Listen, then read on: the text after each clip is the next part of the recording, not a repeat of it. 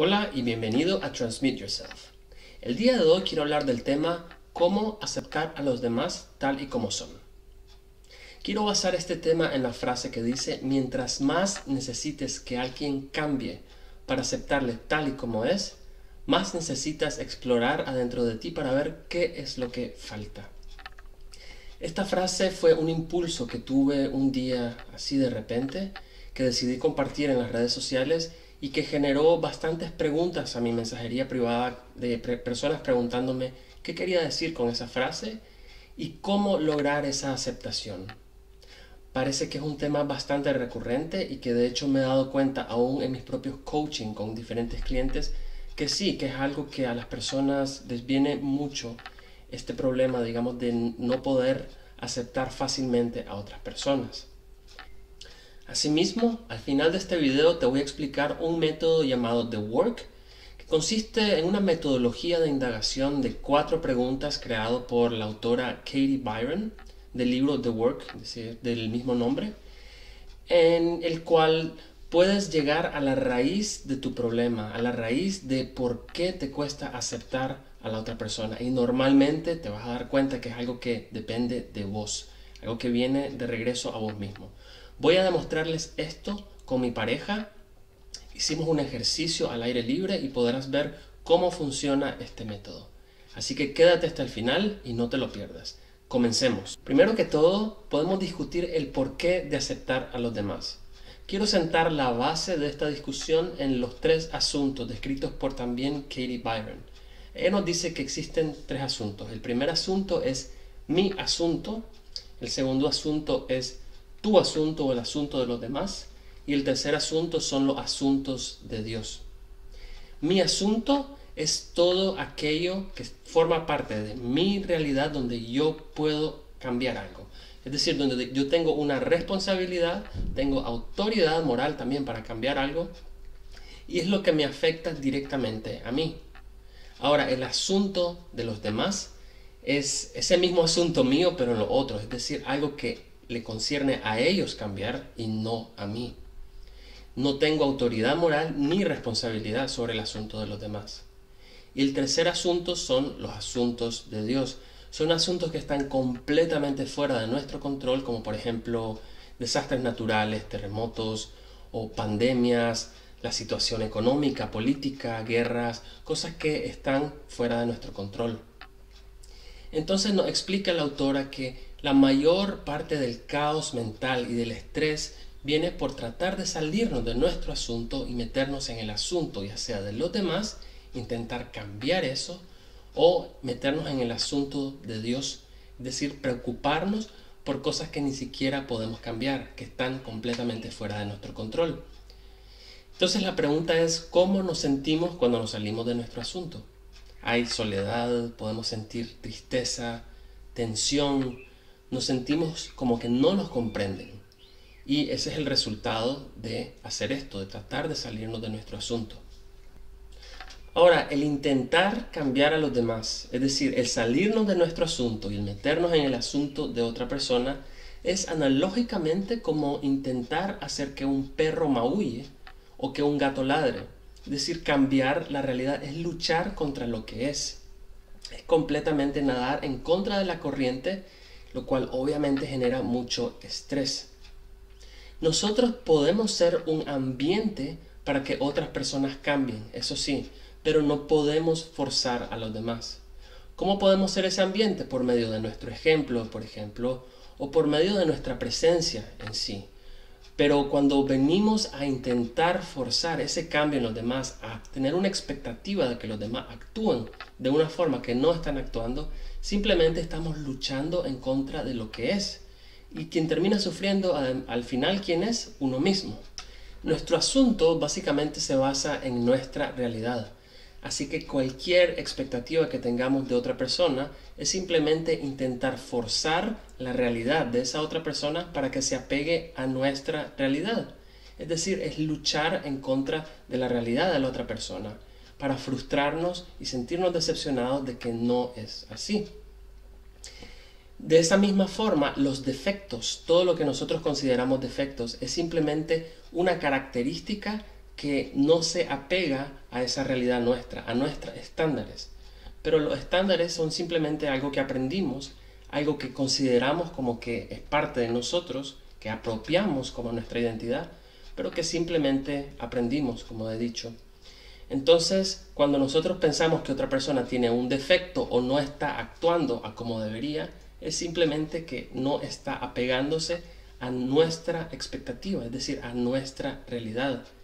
¿Y con qué autoridad moral, con qué responsabilidad, digamos, podemos pedirle a otra persona que se ajuste a nuestra realidad?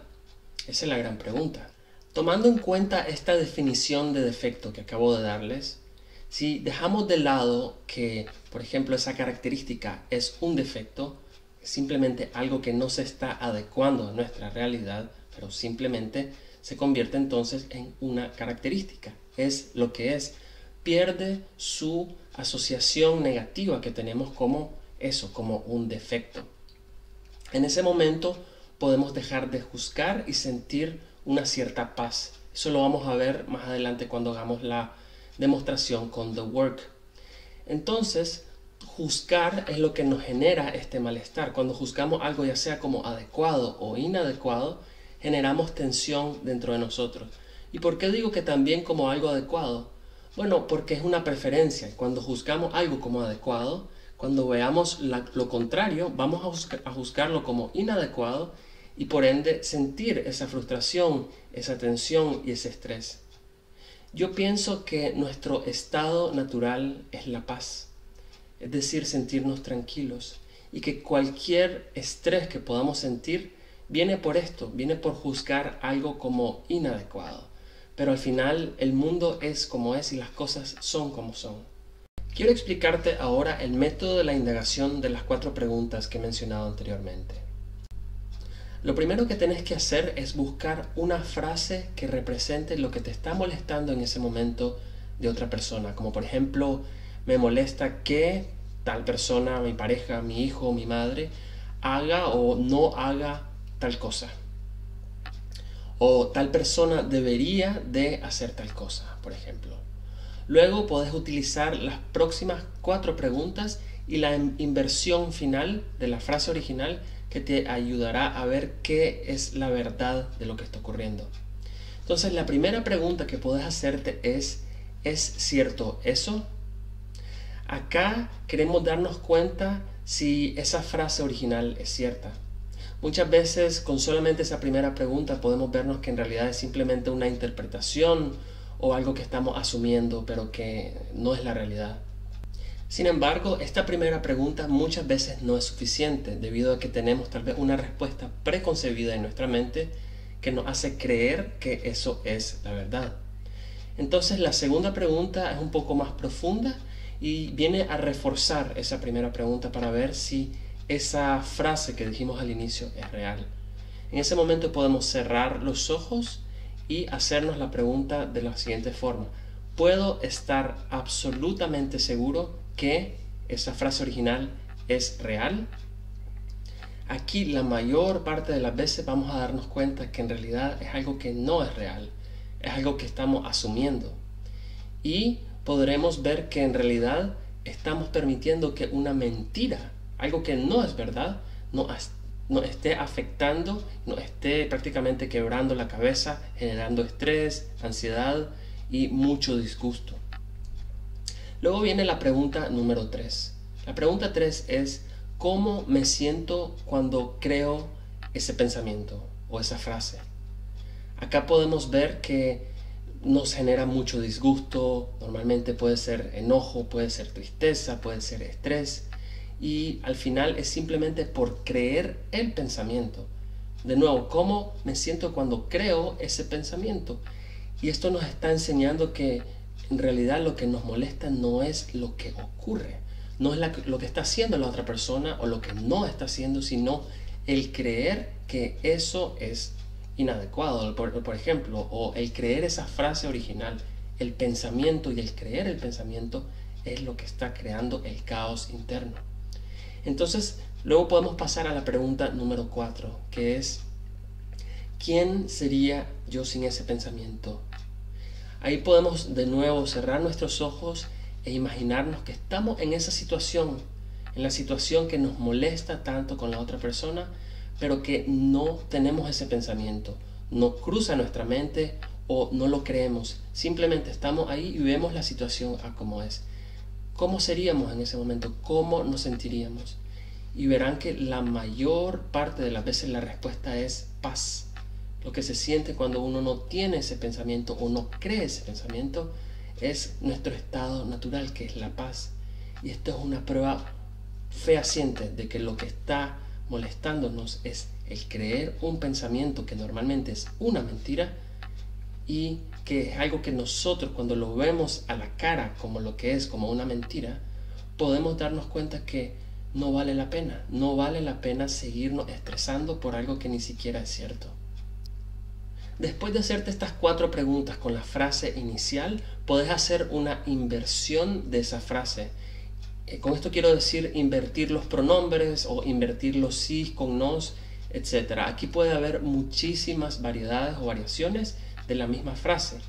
Y lo que queremos hacer con esto es buscar una o más frases que sean tan reales o tan verdaderas o más verdaderas que la frase original, que vaya lo que es normalmente con uno mismo. Pero puede haber otras variaciones. Y vamos a hacer un ejemplo muy pronto con la demostración que les daré. Finalmente, puedes buscar una frase en la cual estés diciéndote a vos mismo que estás dispuesto a aceptar esa situación que en tu frase original te molestaba. Vamos a verlo muy claramente con el ejemplo a continuación. Ahora quiero aclarar que este ejemplo es algo que he vivido yo personalmente con mi pareja, pero que me he dado cuenta también que es algo que le afecta a muchas otras parejas. Espero que lo disfrutes. Cuéntame, Carola, ¿cuál es esa frase que has traído para que practiquemos The Work? Me molesta que mi pareja no vea las cosas sucias. Me molesta que mi pareja no vea las cosas sucias. ¿Es cierto eso? Sí, claro. Okay. Te invito ahora a cerrar los ojos un momento e intentar sentir tu respuesta. Okay. Estar lo más concentrada. Puedes estar completamente segura que te molesta que tu pareja no vea las cosas sucias.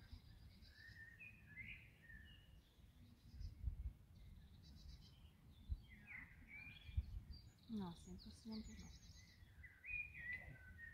¿Cómo te sientes cuando crees la frase que te molesta que tu pareja no vea las cosas sucias?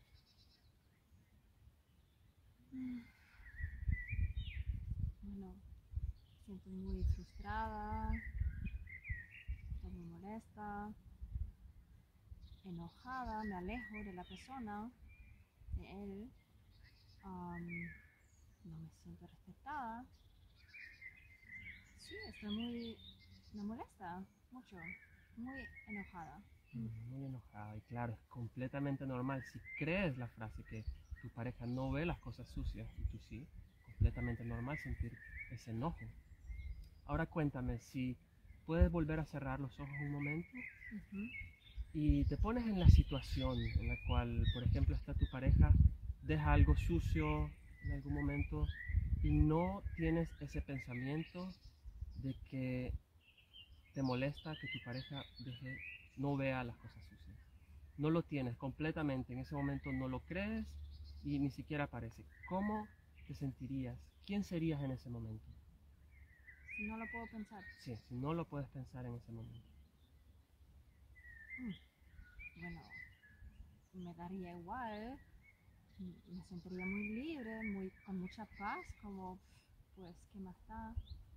Am, sí, más tranquila, mucho más tranquila, como, sí, O sea que es el pensamiento en sí, creer ese pensamiento es lo que está generando ese malestar. No es necesariamente lo que él hace, sino cómo tú lo ves, cómo tú lo piensas y cómo lo crees. Ahora, si intentáramos revertir, digamos, esa frase original, buscar una manera en que se cambien los pronombres, tal vez dirigiéndose hacia ti misma, vamos a probar. La frase original: me molesta que mi pareja no vea las cosas sucias. ¿De qué forma la puedes revertir? Y que tiene que ser algo que se sienta igual de cierto o más cierto que esa frase original.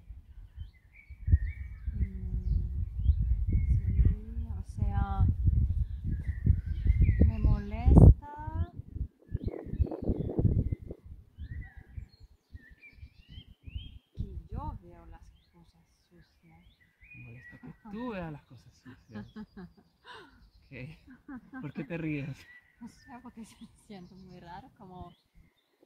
Sí, como... ¿Y cómo se siente? ¿Qué tan cierto se siente eso? Sí, más cierto que la otra frase. ¿Puedes darme por lo menos un ejemplo de tu vida cotidiana en la cual esa frase sea cierta?